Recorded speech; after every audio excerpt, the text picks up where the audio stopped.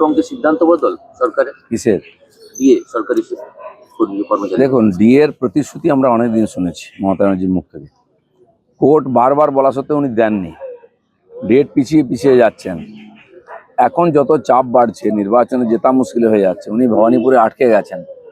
বাকি সরকারি কর্মচারী থেকে স্কুল টিচার, এসএসসি পাঠাও, পাস আউট, সবাই যেভাবে বিরোধিতা শুরু করেছেন, আর বাংলার মানুষ চাইছে পরিবর্তন। এখন অনেক কিছুই ঘটবে। এখন ঠেলায় বিড়াল গাছে উঠতে আরম্ভ করেছে। উনি প্রতিশ্রুতি দিচ্ছেন, প্রতিশ্রুতি নয়, উনি ডিএ আগে দিয়ে দিন, তারপরে সরকার থাকবে কিনা ওনার ঠিক নেই, কে দেবে?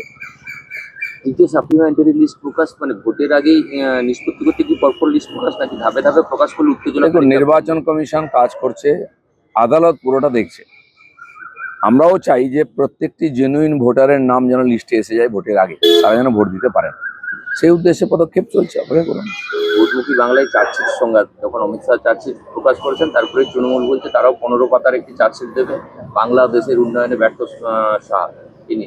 সমস্যা মানে চার্জশিট সংঘাত। চার্জশিট খেয়ে এখন হুঁশ ফিরে গেছে টিএমসি। ওরা যে 50 পাতার চার্জশিটও করে কেউ শুনবে না, কারণ লোক চোখের সামনে দেখছে কি অত্যাচার অনাচার ওরা করেছে, 15 বছর লুট করেছে, খুন করেছে। তার জবাব ওদেরকে লোকের সামনে দিতে হবে। কালকেই অমিত শাহ বলেছেন যে মুখ্যমন্ত্রী সহানুভূতি গুলোতে পায়ে প্লাস্টার করেন, মাথায় ব্যান্ডেজ বাঁধেন। আজকেই দুটো মানে গতকালকেই দুটো ঘটনা হয়, একদিকে অভিষেকের সভাতে আগুন, ওদিকে রেলিং এ ধাক্কা। মানে কোথাও কি এগুলো কি দুর্ঘটনা না কি বলবেন? না, কিছু তো দেখুন, এখন গ্রহ কুপিত হয়ে গেছে টিএমসির উপরে। যা ঘটনাগুলো ঘটছে এটা তো কেউ ঘটাচ্ছে না। এই যে আরজিকর ঘটেছে, অন্যান্য, এগুলো আটকাতেও পারবেন না ওনারা। এখনো খুন ধর্ষণ চলছে, এগুলো আটকাতে পারবেন না, ওনাদের হাতে কিছুই নাই। এখন ওই ড্রামা করে এই করে লোককে বোকা বানাবার চেষ্টা করছেন। পুরো ইতিহাস আছে 15 বছরে কিভাবে হিন্দুরা অত্যাচারিত হয়েছে। মুর্শিদাবাদের পালিয়েছে মালদাতে রাত্রেবেলা নৌকো করে গঙ্গা পার হয়ে। তার আগে সিএ যখন হলো তখন কিভাবে আগুন জ্বলেছে সারা বাংলা জুড়ে। তারপরে ওয়াকফ বিল পাস হওয়ার পরে কিভাবে আগুন জ্বলেছে, অত্যাচার হয়েছে, হিন্দুদের বাড়িঘর মন্দির পোড়ানো হয়েছে, আমাদের পার্টি অফিস ভাঙা হয়েছে, সব দেখেছে লোকেরা।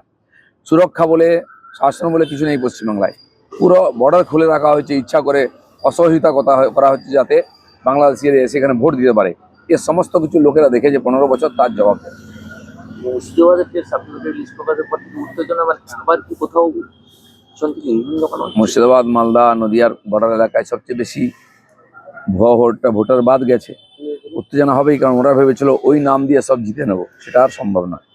হাসপাতালের পরিষেবা নিয়ে বারবার প্রশ্ন চিহ্নের মুখে পড়তে হচ্ছে রাজ্য সরকারকে। ফের কেতুগ্রাম এবং চাঙর ভেঙে শিশুর মৃত্যু, এদিকে আর্জি করে পরপর দুদিনের ঘটনা। মানে একদিকে স্বাস্থ্য পরিষেবা, আমি আগেই বলেছি সরকারি হাসপাতালগুলো মৃত্যু ফাঁদ হয়ে গেছে। আপনি ঢুকতে পারবেন না, দুর্গন্ধ দূর থেকে চোখে নাকে আসে, শ্মশানের মতো।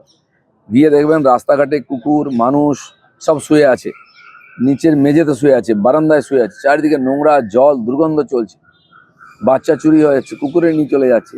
কিন্তু পশ্চিমবাংলার হাল হকিকট হাসপাতাল এবং স্বাস্থ্য বিভাগের। তো তারপরে মানুষ তো বিরক্ত হয়ে গেছে এগুলো দেখে না। মমতা ব্যানার্জি মুখ্যমন্ত্রী হয়ে কিছুদিন স্টান্ট দেখাবার জন্য বিভিন্ন হসপিটালে দৌড়েছিলেন, সুপারকে সাসপেন্ড করেছিলেন, কিন্তু কি হলো? এসব ডায়লগবাজি, এসব স্টান্ট। এখন আবার যেই কেস, তার চেয়ে খারাপ অবস্থা হয়েছে। ওনার ক্ষমতার মধ্যে নেই এগুলো শুধরানো।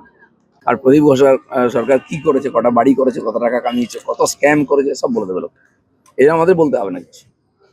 টিএমসি পক্ষ থেকে করতে চাইলে রেলের থেকে অনেক বাধা পাচ্ছে, এখনো বাধা আসছে। রেল কোথায় কোথায় বাধা দিচ্ছে আমাকে বলবো, আমি রেলকে কথা বলে কাজ করিয়ে দেবো।